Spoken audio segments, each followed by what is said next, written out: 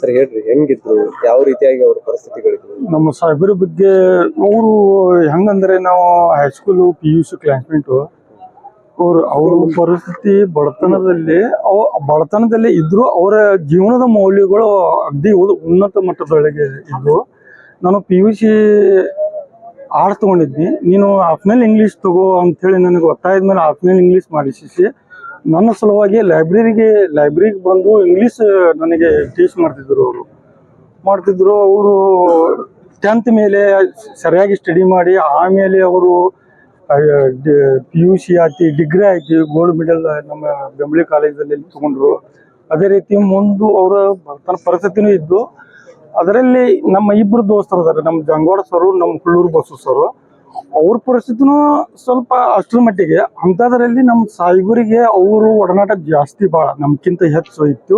ಅವರಿಗೆ MA ಪದವಿ admission ಮಾಡುವಾಗ ಅವರು ಸ್ವಲ್ಪ ಹೆಲ್ಪ್ನೂ ಮಾಡಿದರು. ನಮ್ಮ ಜಂಗೋಡ ಸರ್ ಆತಿ, ಹುಳ್ಳೂರು ಬಸು ಸರ್ ಆತಿ.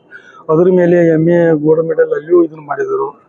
ಮಾಡಿ ಇಲ್ಲ, ಮೊದಲೇ ಪ್ರಾರಂಭಿಕವಾಗಿ ಅಗ್ದಿ ಹೈಸ್ಕೂಲ್ ಮಟ್ಟದಲ್ಲಿ ಚಾಪುಡಿನೂ ಇದನ್ನ ಮಾಡಿದ್ದಾರೆ, ಅವರು ಸೇಲ್ ಮಾಡಿದ್ದಾರೆ. ಅವರು ಹಳ್ಳಿಗೆ ಹೋಗಿ ಅವ್ರ ತಾಯಿಯವ್ರ ಜೊತೆಗೆ ಇಲ್ಲ ತಾವೇ ಸ್ವತಃ ತಾವೇ ಹಳ್ಳಿಗೆ ಹೋಗಿ ಇದನ್ನ ಮಾಡಿದ್ದಾರೆ. ಅಷ್ಟು ಬಡತನ ಪರಿಸ್ಥಿತಿ ಇತ್ತಿ ಬರಬರ್ತೆ ಅಂದ್ರೆ ವಯಸ್ಸು ಆದಂಗ ಅವರು ಉನ್ನತ ಮಟ್ಟಕ್ಕೆ ರೀಚ್ ಆಗತ್ತರು. ಮುಂದೆ KS ಮಾಡಿದ್ರು. ಅದರಲ್ಲಿ ಸಕ್ಸಸ್ ಆಗಿಬಿಟ್ರು. 4-5ನೇ ರ್ಯಾಂಕ್ ಬಂದ್ರು ಸರ. ಈಗ IAS DC ಆದ್ರೂ ಸಹ ಮೊದಲಿನ ಏನ ಒಂದು ಇತ್ತಲ್ಲ ಪರಿಸ್ಥಿತಿ, ಆ ಪರಿಸ್ಥಿತಿ ಒಟ್ಟ ಇದನ್ನ ಮರೀಲಿಲ್ಲ. ಅವರು ಅಧಿಕಾರ ಐತೆ ಅಂತೇಳಿ ಯಾವುದೇ ಬದಲಾವಣೆ, ಅಹಂಕಾರ ಆಗ್ಲಿ ಆಗಲಿ ಯಾವುದೇ ಬರಲಿಲ್ಲ. ಮತ್ತು ಅವರಲ್ಲಿ ಬಡವ ಶ್ರೀಮಂತ ಅನ್ನೋ ಭೇದ ಭಾವ ಇದ್ದಿರ್ಕಿಲ್ಲ. ಜಾತಿ ಐತಿ ಒಟ್ಟು ಅಂತಾವ್ ಏನು ಇದ್ದಿರ್ಕಿಲ್ಲ. ಯಾರೋ ಏನೋ ಸಮಸ್ಯೆ ತಂದ್ರು ಸಹ ಅದನ್ನ ನೋಡಿ ಅವರು ಪರಿಹಾರ ಕೊಡುವ ಒಂದು ಸ್ವಭಾವ ಅವರಲ್ಲಿ ಬಹಳ ಐತಿ. ಫ್ಯಾಮಿಲಿ ಬ್ಯಾಕ್ಗ್ರೌಂಡ್ ಬಹಳ ಪರಿಸ್ಥಿತಿ ಗಂಭೀರ. ತಂದೆಯವ್ರು ತೀರ್ಕೊಂಡ್ರು.